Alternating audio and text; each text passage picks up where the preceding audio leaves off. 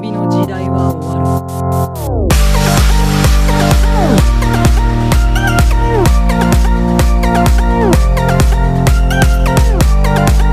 Hi guys, it's your boy Ambush Whatever here, back with another video, and for today, I'll be doing a new part of What If Deku was in Misfit of Demon King Academy. I really hope you enjoy, and like I always say, like, comment, subscribe. With that out of the way, let's begin the story. We last left off when Izuku faced Mirio, one of the members of the Big Three, and actually defeating Mirio with the help of Katsuki, Sasha, Tokoyami, Ida, and Todoroki.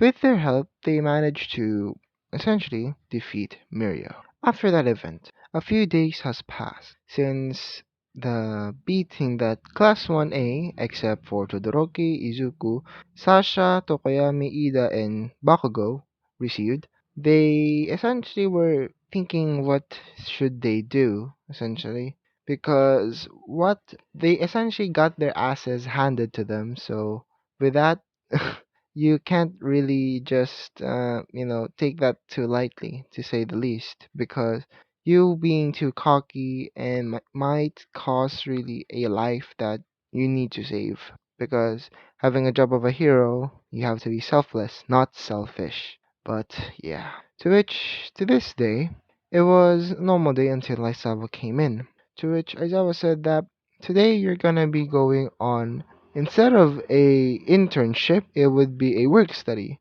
to which a selected few of you will be going to be going in a work study, like Asui, Asui, Midoriya, who else? Kirishima, as well as who else? There are a lot of more, but and Ochako, yes, Ochako, as well as Sasha.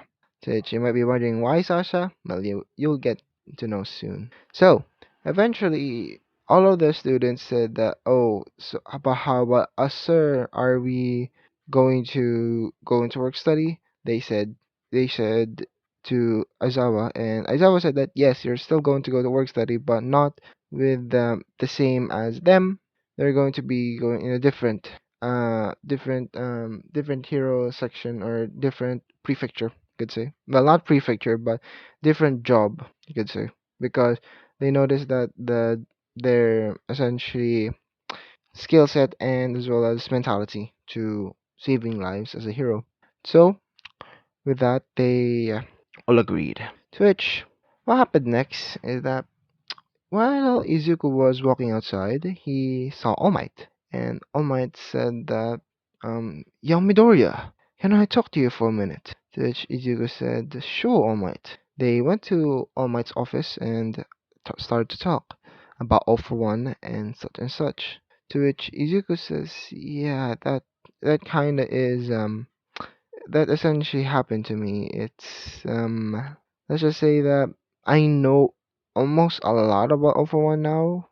Well, One for All and All for One. You could say because of the days that I was let's just say out and about, when what you felt like a month was what I felt for about 1,000 years, if I remember correctly. But yeah, to be fair, I essentially know, you could say, more, but I'm not really sure. To which they go over what essentially the things that would be going in the All for One, One for All, I mean, One for All, and they talked about the different quirks about it, to which All Might was surprised because they didn't really know about the quirks, or the quirk ability, you could say, or how you can use the quirk, to which Izuha explains that while talking to the All for One, One for All users, they said that because of the stockpile quirk, it essentially made me, to which when it reached me, it was at its peak and essentially lets me use the powers of the One for All users, like Float from Nana Shimura, and Black Whip, and Danger Sense, Smoke Screen, and um, two more, which I'm not going to say right now because I don't want anyone knowing it. To which, pa- to which, All Might just asked, saying that, so all the One for All users, or the previous One for All users, essentially let you have their power? To which Izuka explains that no, not really. It was just in a way that you had to earn it, or essentially unlock a certain part of one for all. To which All Might grabbing his notes about this, actually grabbing notes and stuff like that, and actually knows that this is actually going to be a different quirk than what he is used to, because, so if you guys remember, what All Might's used to is the normal one for all, the stockpile ability, not the quirks and such like that. To which Izuku said, "Do you want me to demonstrate them? I can." To which they to which All Might just said that, "Sure, why not? Let's go to one of the facilities." To which they go to one of the facilities, a random facility, let's just say, and essentially asked Izuku, "So, can you show me Black Whip?" To which, to which Izuku says, "Sure." To which Black Whip came out from his wrist. Yeah, his wrist or his knuckles, essentially knuckles. Which All Might was a bit was shocked that it's just like the one for all users. I forgot the name. Sorry. After Izuku showed All Might what essentially Black Whip was, and All Might asked, "So how does it work?" To which Izuku explains that it's just like a tendril, you could say. It's it is somewhat sentient, but it's essentially, if you can think about it, just like Tokoyami squirt like Dark Shadow. But instead of it having, can speak and stuff like that, it essentially just is just a tendril or tendrils, and essentially you can essentially use it as you want as a grappling hook and such and that and such and such.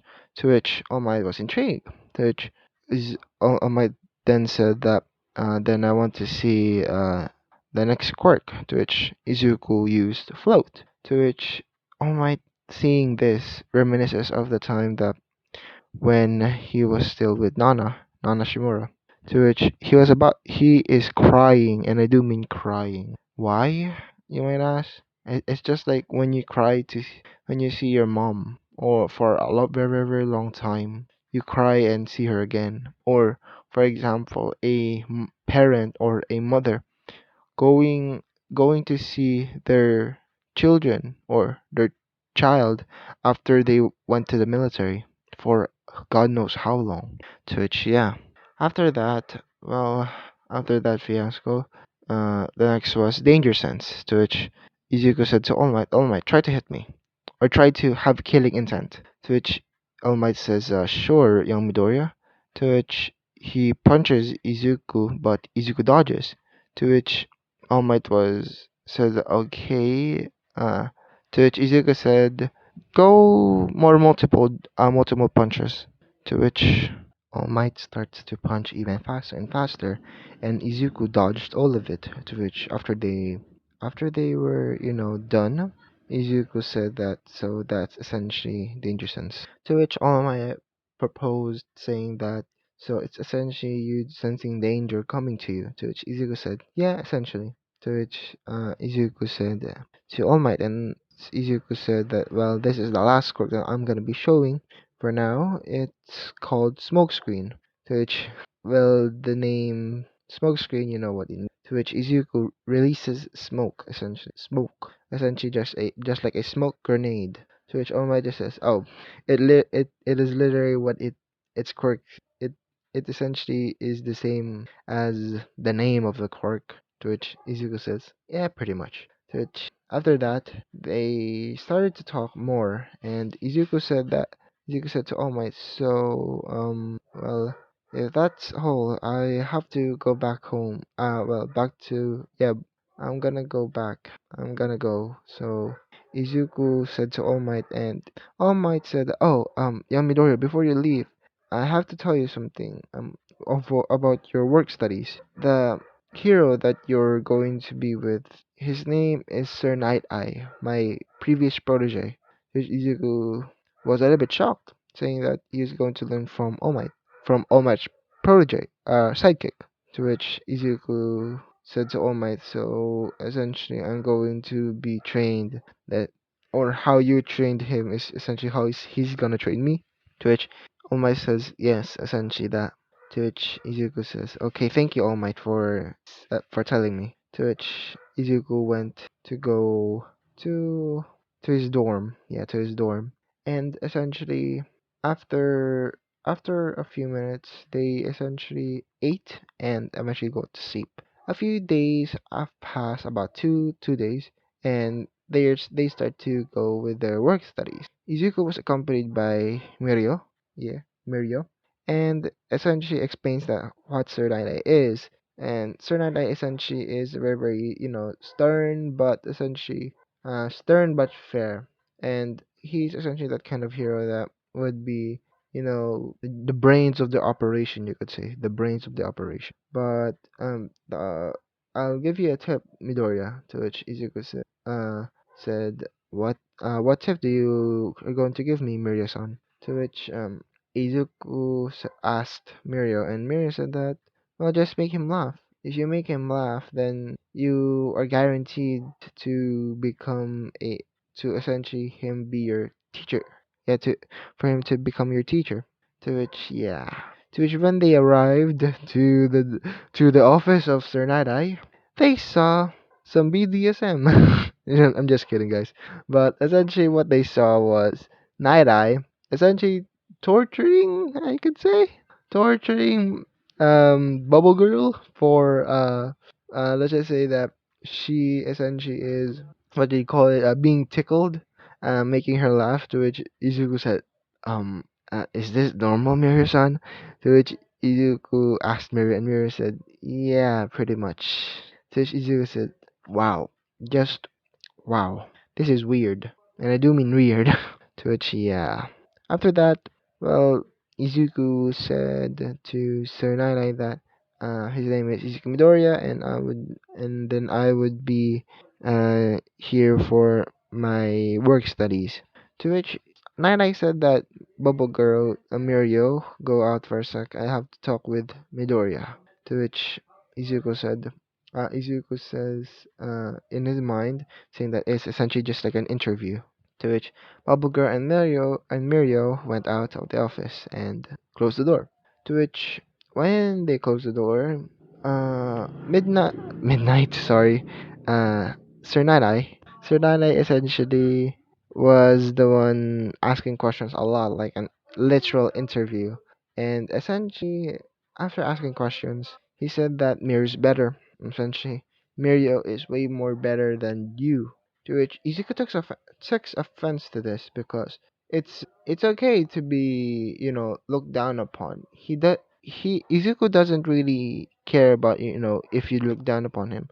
What he doesn't like is that you what Izuku doesn't like is when you look down on him and essentially see look down on him and say that he is useless. That's what he doesn't like. To which Izuku asked Tsunade, and what, pray tell, do you think I'm not good than Mirio? To which Izuku asked Tsunade, and Tsunade said that he's better in essentially everything, and being a hero is one of them. To which Izuku says, on the contrary, if you haven't noticed, well, Mirio-san was defeated. One of the big three actually was defeated by Class 1A. So, what do you mean by that?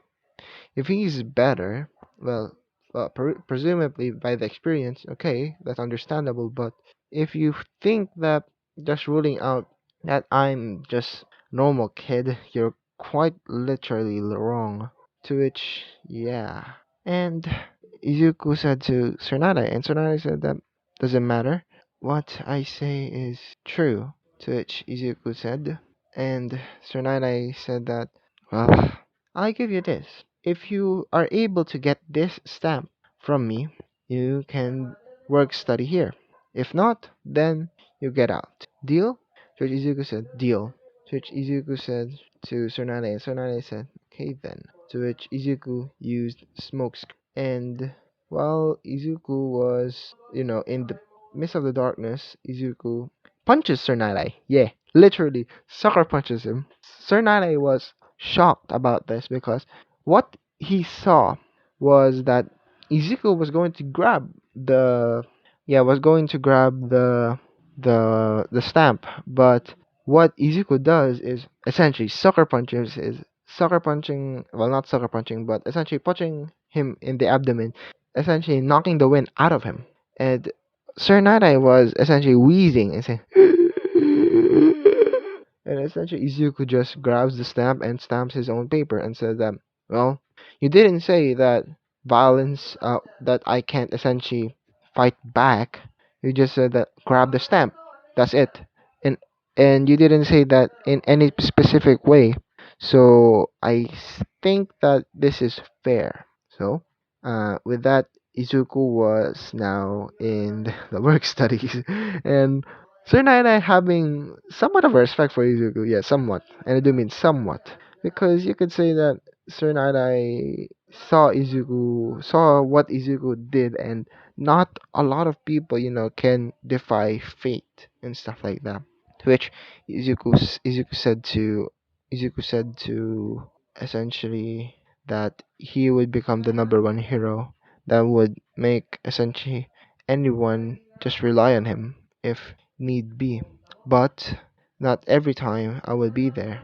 And Izuku talked to Sir Nainai and asked, "Do you think our society is getting softer, you could say?"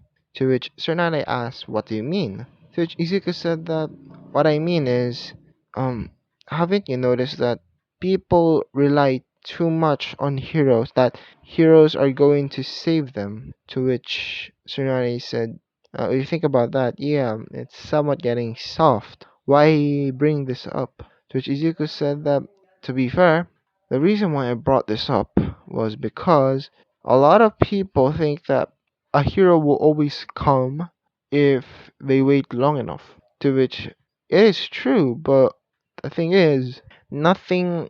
A hero isn't really, there every time. Sometimes they have off days, sometimes they're not in the area, and so on.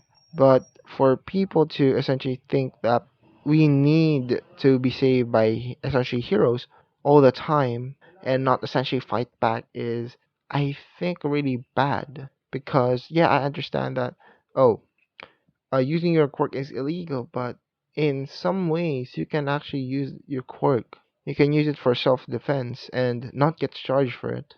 If you use it as assault, yeah, I understand you get charged, but if you use it just for self-defense, it's understandable. You have to defend yourself in any way, shape, or form. So that's what I think for our society right now.